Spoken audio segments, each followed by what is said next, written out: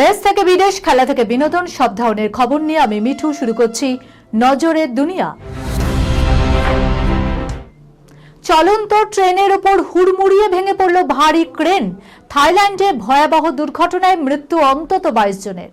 থাইল্যান্ডে ভয়াবহ দুর্ঘটনা, চলন্ত ট্রেনের উপর ভেঙে পড়ল ভারী একটি ক্রেন। ঘটনায় এখনো পর্যন্ত 22 জনের মৃত্যুর খবর পাওয়া গিয়েছে। আহত হয়েছেন অন্তত 30 জন। ইতিমধ্যেই শুরু হয়েছে উদ্ধার কাজ।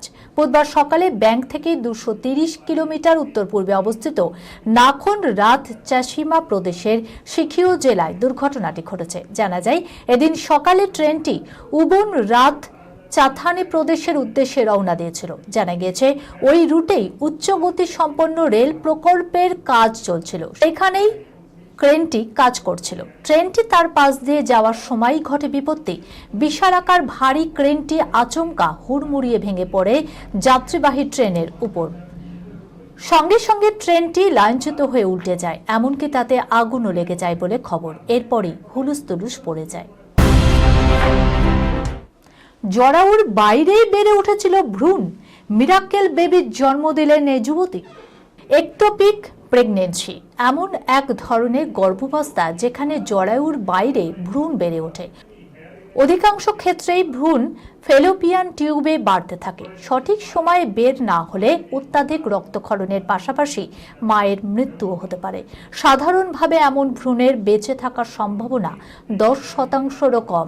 প্রতি 30,000-এর একটি ক্ষেত্রে এমন গর্ভাবস্থা দেখা যায়। এমনকি সারা বিশ্বে প্রতি 10 লক্ষে একজন শিশু এই ধরনের ক্ষেত্রে সুস্থভাবে জন্মাতে পারে।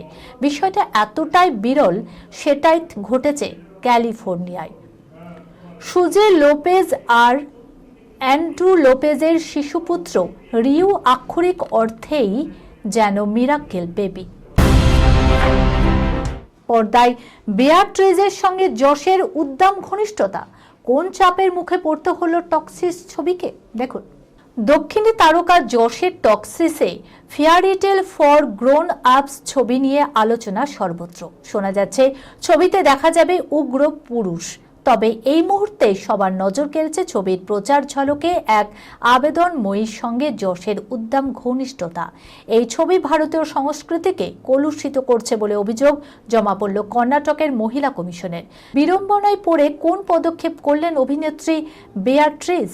প্রথমে শোনা গিয়েছিল যৌন দৃশ্যে যশের সঙ্গে দেখা গিয়েছে আমেরিকান অভিনেত্রী নাতানি বার্নকে, কিন্তু ছবির পরিচালক গীতু মোহন দাস জানিয়েছে ওই অভিনেত্রী নাতানি নয়, অভিনেত্রীর নাম বেয়াট্রিজ টফেনবাগ। অভিনেত্রীর বিষয়ে বিশদে আর কিছুই জানাননি পরিচালক। এমনিতেই ওটিটির পর্দায় যৌনতা আর রক্তপাত এখন জলভাত। একই পথে হাঁটছে বড় পর্দাও। গ্যাংস্টারদের জীবন নিয়ে ছবি করলেই যেন হাতে নাতে মিলছে সাফল্য।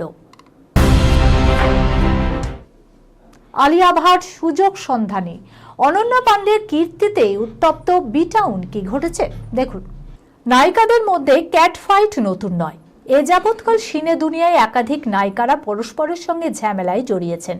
শুটিংয়ের মাঝে কারো থাপ্পড় কষানোর কথা প্রকাশ্যে এসেছে, তো কখনো আবার সহ অভিনেত্রীর থেকে ভ্যানিটি ভ্যান কেড়ে নেওয়ার গুঞ্জনে তোলপাড় হয়েছে বিনোদুনিয়া। এবার আলিয়া ভাটকে সুযোগ সন্ধানী বলে তোপ দাগলেন অনন্যা পাণ্ডে। বিতর্কের সূত্রপাত কাপুরদের বৌমার এক পোস্টকে ঘিরে। সম্প্রতি এক সিনেমার জন্য ইয়ামি গৌতমের ভূয়সী প্রশংসা করে নিজেকে তার ফ্যান বলে দাবি করেছিলেন আলিয়া ভাট।